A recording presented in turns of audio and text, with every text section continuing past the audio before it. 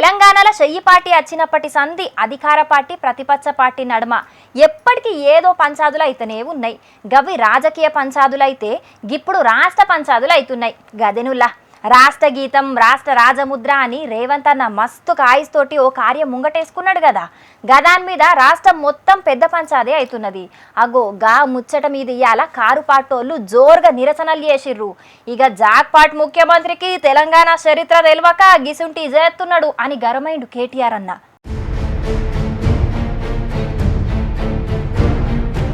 రాష్ట్ర గీతంగా జయ జయ హే తెలంగాణను పెట్టి కీరవాణి సార్ తోటి మ్యూజిక్ కొట్టిస్తున్నారు. తెలంగాణలో టాలెంట్ ఉన్న మ్యూజిక్ డైరెక్టర్లు కనబడలేదా అని గదో పంచాదైతే తెలంగాణ రాష్ట్ర రాజముద్రను మారుద్దాం అనుకునుడు ఇంకో పెద్ద పంచాద అయింది. కారుపాటి సర్కారు పెట్టిన రాజముద్రల కాకతీయ కళాతోరణం చార్మినారును తీసేసి గిప్పుడు వేరే వేరే ఆలోచనలు చేస్తున్నారు చెయ్యిపాటి సర్కారోళ్ళు. అగ్గో గదే గిప్పుడు కారుపాటోళ్లకు కోపమచ్చేటట్ట అయింది. జనాల బతుకులు మార్సువయ్యా అంటే రాజముద్ర మారుత్తా పేర్లు మారుత్తా అనే గుర్తుండి ముఖ్యమంత్రి అని హైదరాబాద్ ల చార్మినార్ కాడ వరంగల్ ఉన్న కాకతీయ కళాతోరణం కాడ నిరసనలు చేసిర్రు కారుపాటోళ్ళు.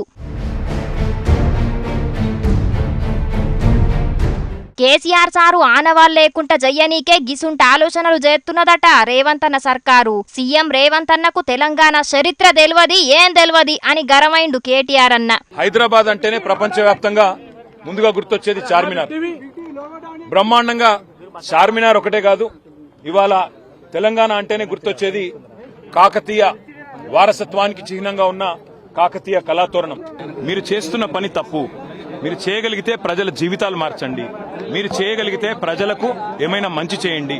అంతేగాని కేసీఆర్ చేసిన ప్రతిదాన్ని నేను ఉల్టా చేస్తా, కేసీఆర్ చేసిన దానికి ఆయన ఆనవాళ్లు తుడిచేదానికి చేస్తాను ఆయన అనుకుంటే నేను రేవంత్ రెడ్డికి చెప్పేది ఒకటే, మీకు తెలంగాణ పోరాటం గురించి తెలియదు, తెలంగాణ సంస్కృతి గురించి తెలియదు.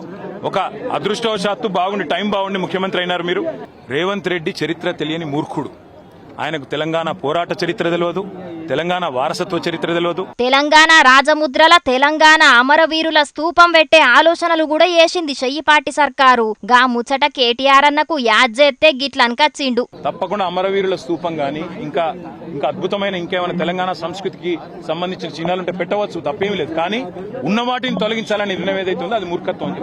ఇన్నర్ కదా, పెడితే తెలంగాణకు సంబంధించినవి పెడితే మంచిగానే ఉంటది గాని ఉన్న వాటిని తీసేస్తే ఊకోము అని అంటున్నాడు కేటీఆర్ అన్న. ఇక మరి గిన్ని పంచాదుల నడుమ తెలంగాణ రాజముద్రను బయటికి ఇడుచుడు ఎందుకు అనుకున్నారో గాని లేకపోతే వెనుకకు తగ్గినరో గాని జూన్ 2వ తారీఖు నాడు తెలంగాణ గీతాన్నే ఇడతారట. రాజముద్రను ఇంకా గిప్పుడే బయటికి ఇడవరట, ఇంకా ఆలస్యం అవుతుందట. ఇక చూడాలి మరి రాజముద్ర పంచాది ఏడుదాకా పోతుందో, గా ముద్రల ఏమేముంటాయో.